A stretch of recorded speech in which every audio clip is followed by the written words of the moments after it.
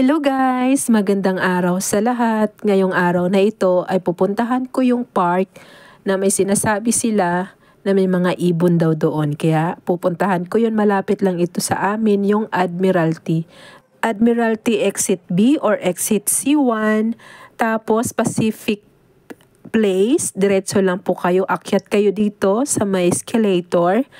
Tapos pag akyat nyo yan sa may escalator na yan, diretso-diretso lang kayo, makikita nyo na itong Hong Kong Park. Ayan, yung Hong Kong Park. Tapos makikita nyo na agad itong, nasa bungad lang ito yung fountain nila ganito.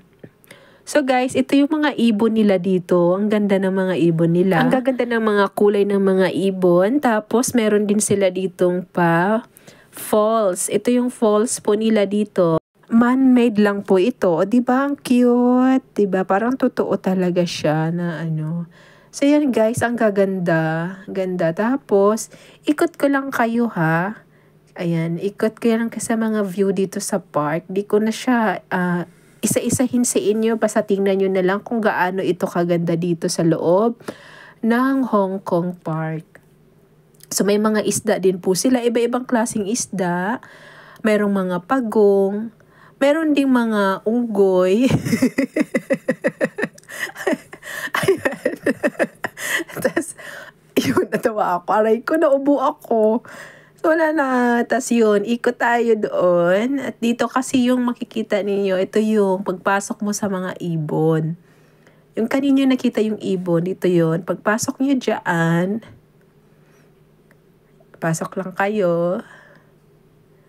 Ayan, ito yung entrance papunta doon sa mga ibon na nakikita nyo kanina doon sa unang video. So dito, ayan, safe na safe yung mga ibon dito. Talagang hindi makakawala.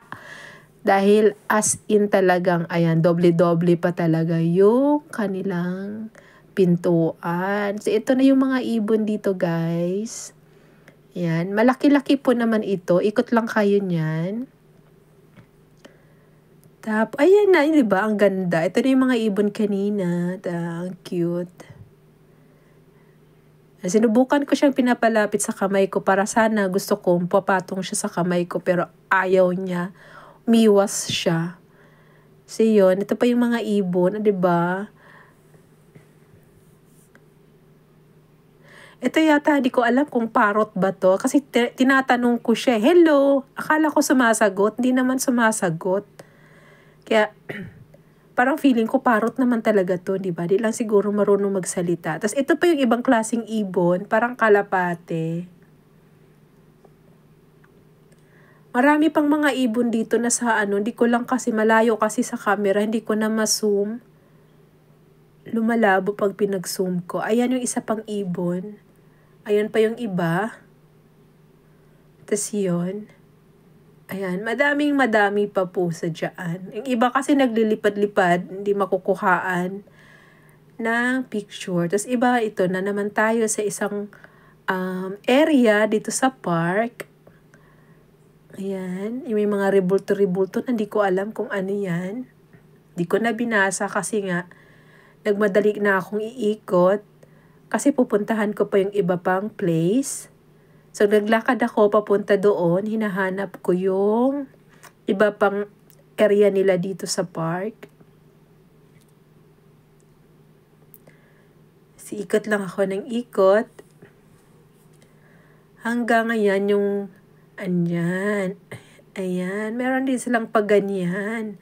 O diba guys? Yun lang yun kanina pala. Ayan yung mga pagong. May mga malaki. Maraming pagong sila dito. Yung iba lumalangoy, yung iba naman andyan lang sa taas. Nagpapainit. Ayan. So, yun lang po guys. Sana nagustuhan yung aking video. Huwag niyo sanang kalimutan pindutin ang like, subscribe, at isama niyo na rin ang notification bell para updated kayo sa lahat ng mga video na i-upload ko. Maraming salamat po. Thank you for watching. Bye-bye. God bless.